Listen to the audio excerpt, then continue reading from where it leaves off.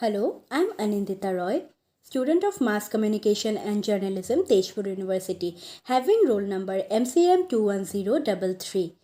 Today, I'm going to explain Shannon and Weaver model of communication as part of my assignment for the paper Communication Theory. The Shannon and Weaver model of communication has a great relevance in the field of communication. It is called as mother of all models. Before discussing the original model and its element, let's have a look on its background. Claude Shannon was an American mathematician, electrical engineer, and cartographer known as the father of information theory. Shannon is noted for having founded information theory with a landmark paper, A Mathematical Theory of Communication, which he published in the year 1948. On the other hand, Warren Weaver was an American scientist, mathematician, and science administrator. He is widely recognized as one of the pioneers of machine translation and as an important figure in creating support for science in United States. Claude Shannon and Warren Weber joined together to write an article in Bell System Technical Journal called A Mathematical Theory of Communication and also called as Shannon and Weber Model of Communication. At first, the model was developed to improve the technical communication, but later it widely applied in the field of communication. This model is specially designed to develop the effective communication between a sender and a receiver. Also, they find a factor which affect the communication most called noise. Now I am going to discuss about the elements of communication according to this model. Firstly, a message. It means the information. Then, information source or encoder which produce a message. After that, a channel for which signals are adopted for transmission. Then, a decoder which reconstructs the encoded message from a sequence of received signal and decodes it. And lastly, the receiver or the destination which processes the message. In the entire process of communication, noise has a great importance.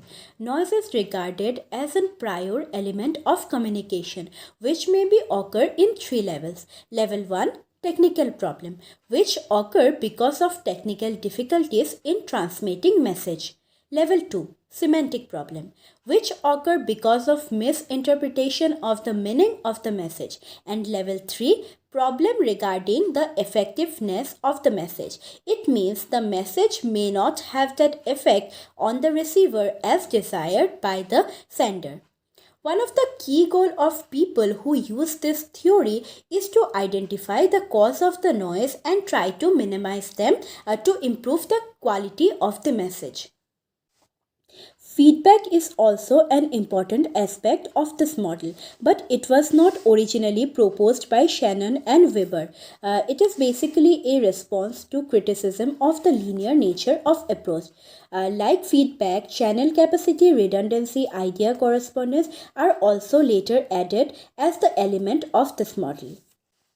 Let's take an example of a Zoom virtual meeting for the better understanding of this model.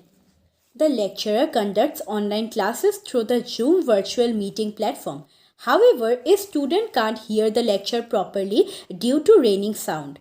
The lecturer is the source of information. Zoom meeting is the channel of communication that transmits message into a signal to convey to students. The students receive the message via their computer or smartphone. So they are the receiver of the message. Finally, the raining sound is the noise that distracts the student to hearing the lecture. Now I am going to discuss about the advantages and disadvantages of Shannon and Weaver model of communication. As the element of noise make the communication process more clear and make it applicable for general communication, in some cases it has faced lots of criticism as it is not applicable for group communication, for not giving that much importance to the role of receivers. Here feedback is taken as less important. According to some critics, this model misleading and misrepresentation of the nature of human communication, as human communication is not mathematical in nature. Despite of all this criticism, in conclusion, I would like to say Shannon and Weaver model of communication has great importance in the process of communication. The element of noise make it different from other model of communication, and tracing them in a proper way give clarity to the process of communication. Thank you.